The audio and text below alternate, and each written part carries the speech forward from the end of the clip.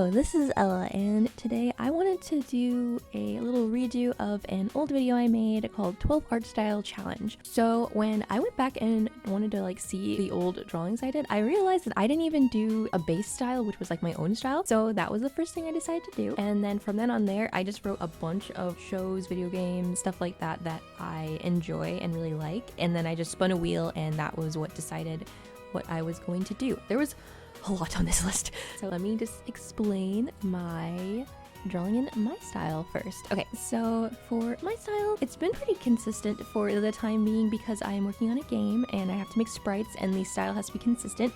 So I just kind of drew in that style. I want to say I have a mixture of just a bunch of people's art style that I really like, just kind of mashed together into one style. I do enjoy playing around with different line brushes. My favorite thing to do when I'm making a character design is just go on Pinterest and make a giant mood board of the different types of outfits that they're probably gonna wear, just face claims and stuff like that. So I like giving people unique things, nose shape or eye shape, just to help change things around. For my outfit, I wanted to do just I wanted to do an outfit that I really like. I almost drew myself in my comfy outfit, my little comfy. I usually love wearing oversized cardigan. I'm literally wearing an oversized cardigan right now, but this one's just so pretty. I like the little half and half, so I did that. My hair right now has my under layer is blonde, so I did that, and I thought it went with the outfit. And I'm holding this little boba. I don't like wearing shoes. I like wearing little easy slip-on shoes because I get blisters really easily. It doesn't really go with the outfit, but it's what I would wear.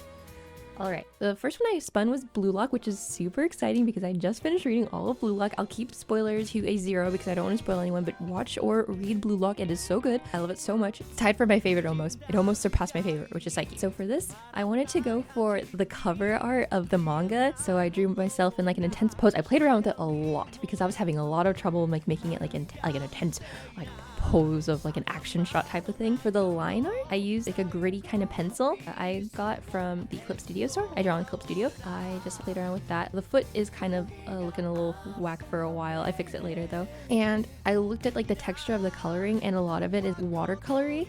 So I played around a lot with adding texture via watercolors because I thought that would help solidify the style. I really admire just the way that Blue Lock draws facial expressions the most in action shots. I think that they're not afraid to have their characters look really ugly, and I really admire that. They're always sweating because they're playing soccer and their faces are always super contorted when they get angry. It's so good. Please read or watch Blue Lock. Okay, next I spun was Persona. I was both excited and nervous about this one because I have done my fair share of drawing myself in not Persona style necessarily, but playing around with the idea of if I had a metaverse outfit and what it would be. It originally was a ballerina type of character, and then I made another video talking about how it became this clown jester type of character. I did a lot of making mood boards, and I had a lot of ideas when I was sketching. As you can see, I had this idea to have my hair get some pigtails and look like a jester hat, but I think I'm just gonna use that for the Persona style character, the Persona itself, because I had a lot of crazy ideas. But when you're looking at the side by side of all the Phantom Thieves, they have a bodysuit and a very intricate, very personalized to them. I didn't really want to do a bodysuit necessarily because I had a bodysuit in the last one. I don't know, I was really hung up on the idea of wanting a skirt, so I gave myself a skirt. I wanted to kind of do a little bit of a PB&J, so I wanted to find another thing I could add on to the jester clown motif, and I don't know why I got torn between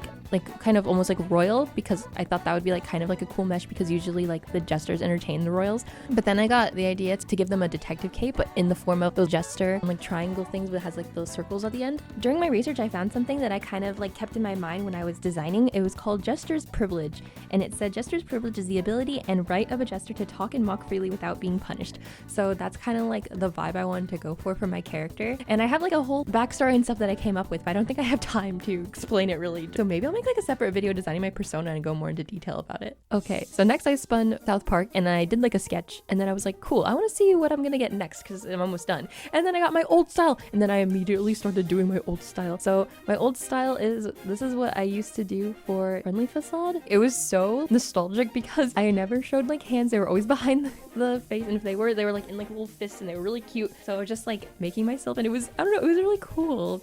I I even made it on Ibis Paint, which is like what I usually used to draw on. I also didn't have a drawing pen because I just didn't have an Apple pen because my iPad was so old. So even if I wanted one, I don't think I could have, but I always use a stylus. And what you do for this style is you put on the symmetry thing. I don't know, it took like 20 minutes. It was so quick. Not even 20 minutes. It took me like 2 seconds. It was so fast. And then like I shade with an airbrush tool, even though I watched tutorial videos on how to color and it said never draw with airbrush tool, and I was like, well, I like the way it looks in airbrush, so I'm not gonna follow this rule. And then you can see kind of like the Danganronpa-esque in like the eyes, the highlight in the hair. I don't know, it made me really happy to do. Okay, now on to the South Park one again.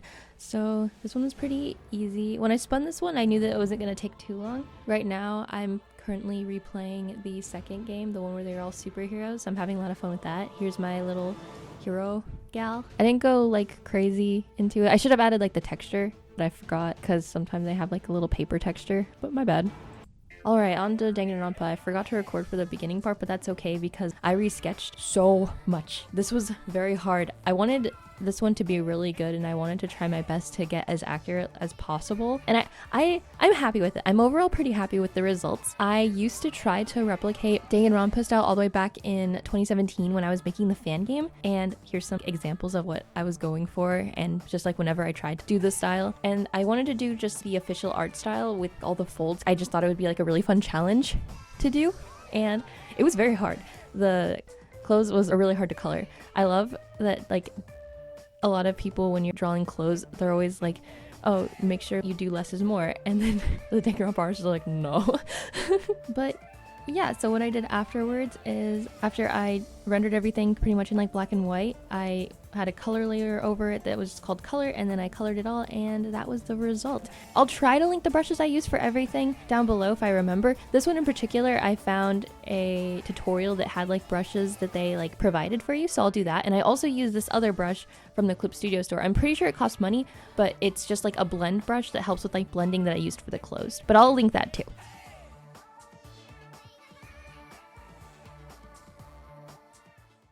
The next one was Soul Eater. So I watched like a little like video analysis that I'll link about the style of Soul Eater that really helped me, especially when it came to like silhouette and stuff. I really enjoyed Soul Eater back in middle school. It was mostly because I had like a really big crush on Death the Kid, and a lot of my friends liked it too, and it was something that like we could all talk about, and that was pretty cool. Not much to say about this one. I like the little like buttons that I added, and also I made the staff green since you have to have like a weapon and a Meister. Robbie is my weapon. Alright, I don't remember what I got next, but I vetoed it because I really wanted to draw in the Zero Escape style. My friend is currently playing the game and I'm watching him play, so I have Zero Escape on the mind, so I really wanted to try and see if I could replicate the style. I like Zero Escape. I wouldn't say it was like among my favorite games, but to be fair, I feel so bad. I played the game out of order. I played Virtue's Last Reward first because I thought the characters on there looked cool, and then I played 999, and then I played the third one, and I only did like one route per, so that's on me. I'm very sorry, Zero Escape. It's actually really good.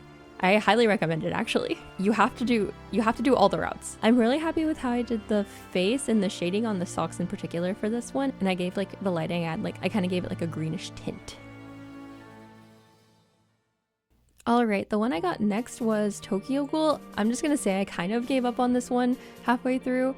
I had like an idea going in. I had the art book and I read like every page of the art book that like explained a lot of what the artist used, like he uses Paint Tool Sai and how he uses like Painter and all of that. And so I thought that I had like a good grasp of what I wanted going in, but a lot of the paint texture styles that he did varied from like drawing to drawing, which isn't like necessarily a bad thing. I think all of them were really good. It's just I had trouble trying to figure out which one I wanted to like use as a reference, and I did get lazy and I just used like the shade thing that they have in Clip Studio, but I liked the way it looked. I kind of like mixed the colors around to like play around with everything. I like the way I did the eyes because that's the one that I did first, and then everything else it's kind of not something that I don't know. I'm not really super proud of this one, and I did add like a little I think it's called screen tone on the end for like a little cool effect.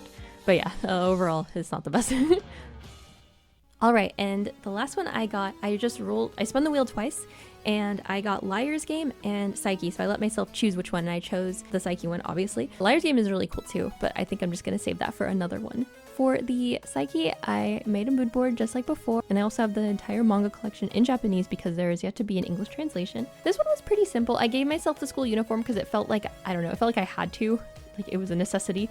Coloring wise, it wasn't too hard. I went for not painty because it's not necessarily like a painty texture, but the shading is very like soft. So I made sure to capture that, especially in like the face. The hair kind of varied cover to cover, but I just went with the one that I thought was kind of cool. I thought the Kobayasu one looked really cool, so I just settled with coloring it that way.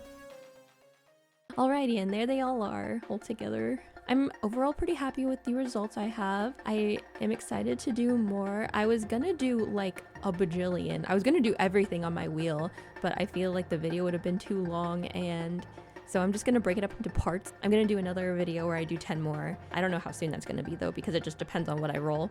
Alright, thanks for watching.